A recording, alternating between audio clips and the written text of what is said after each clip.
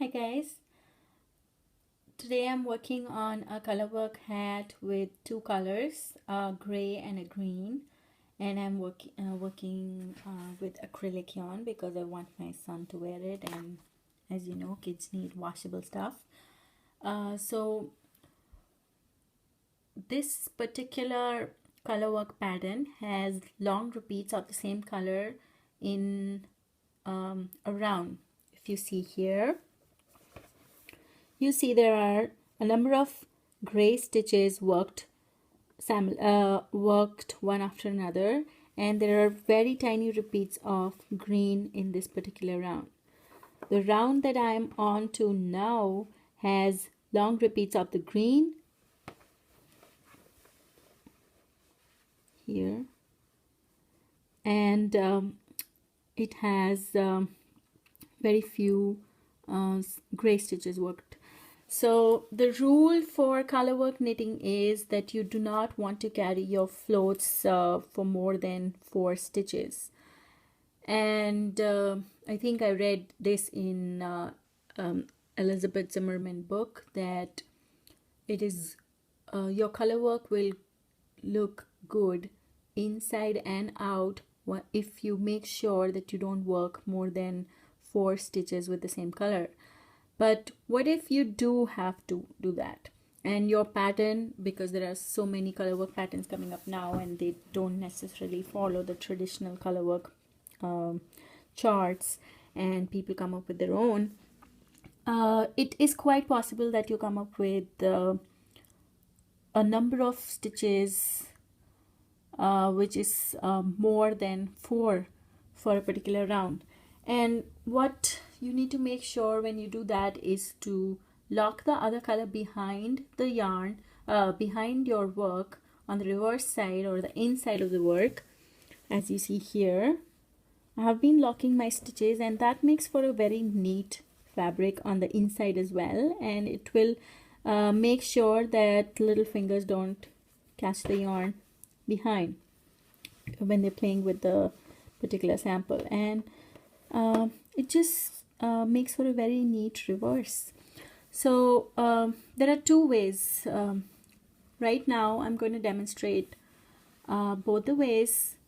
I'm knitting with my gray in my right hand and my green in my left hand, and I'm going to demonstrate firstly how to lock in the right yarn, which is the gray yarn, and then on a few stitches I will show you how to lock in the left yarn. The rule for locking is the yarn that you want to lock should yarn over on your right needle before the yarn that you're working with or the working yarn, and it comes off over so that they overlap, and in the next stitch or the same stitch you are able to lock the yarn. So let's see how that works. I have to work 10 stitches in green in one go now. So I want to pace my locking or space it out at regular points. So let's say every 4th row or every 4th stitch I want to lock my gray yarn behind the fabric. So let's start this 1, 2, 3, and I'm simply knitting 3 stitches in green, and then I want to lock. So what I do is yarn over with my gray, yarn over with my green, and take the gray yarn over off, knit with the green. That's 4 stitches, 5, 6, 7, and one more lock. So make sure you don't tension the yarn too tightly. It needs to have enough room on the reverse side of the fabric. Some people prefer working inside out, so basically what they do is they just move the fabric, all of it, inside your circular needle or your DPNs, whatever you're working with. And now when you work, the floats are naturally going to have more area to cover than when you are working inside outside in. or the right way. So this helps in getting the tension right sometimes, but I'm fine either ways. So what we need to do is, this is the 8th stitch we need to lock. I'm not knitting with it. I've yarned over with my gray, yarn over with green, take the gray yarn over off, and you see this is an overlap of the stitch behind. You see them, these are overlapped. So I knit with the green, and then I need 2 more stitches, and I have already locked my silver. So when I'm locking my right and knitting my left, I'm locking on the same stitch as the overlap of the 2 yarns. Then I have 2 more greens, 1, 2, and then I have 1 each of gray and green, 1 gray, 1 green.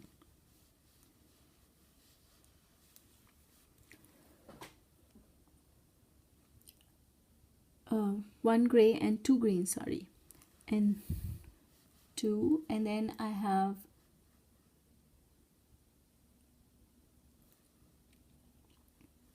one gray and 1 green.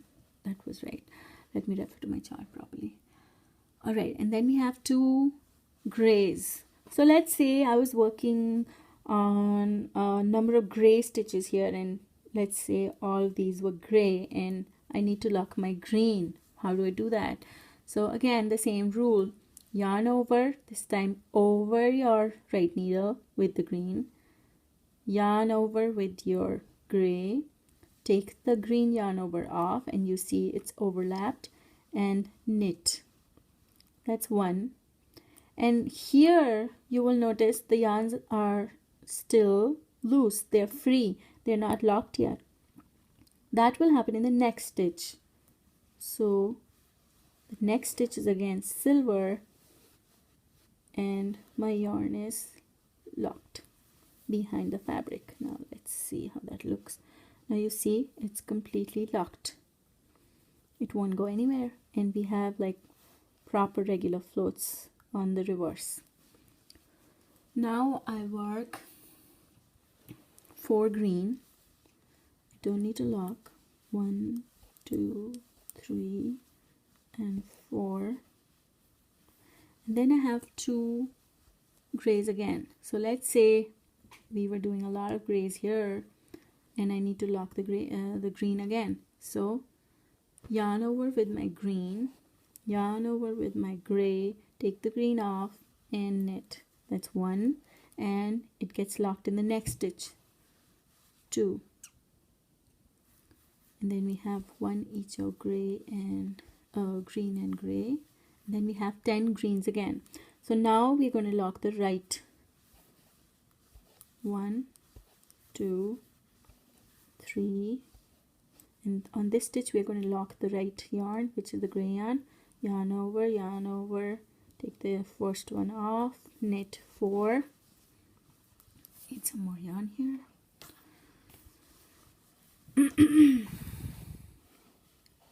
5, 6, 7.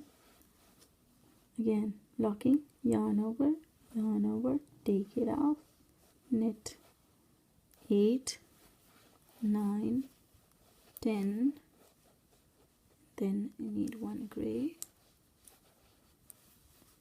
1 green, 2 grays, 4 greens,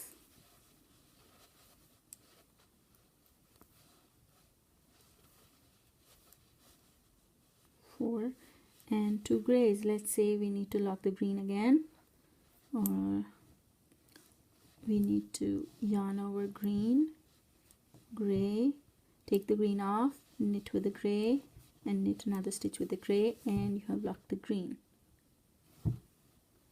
there.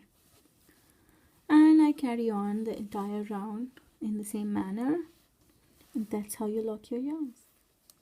Alright, so here I'm on the next round, and I have to do the same number of green stitches in this round as well. So in order to make the fabric pucker free, what I want to do is, instead of doing every 4th stitch, I will change the order so that the locking of stitches, locking of the yarn behind the fabric don't lie, the locks don't lie over each other. So because I did it on the 4th stitch in the last round, I can either do it on the 3rd or the 5th stitch. So since we have 10 stitches here, I can choose either every third stitch or every 5th stitch. So I'm doing 1, 2, and locking on the 3rd, 4th, 5th, locking on the 6th,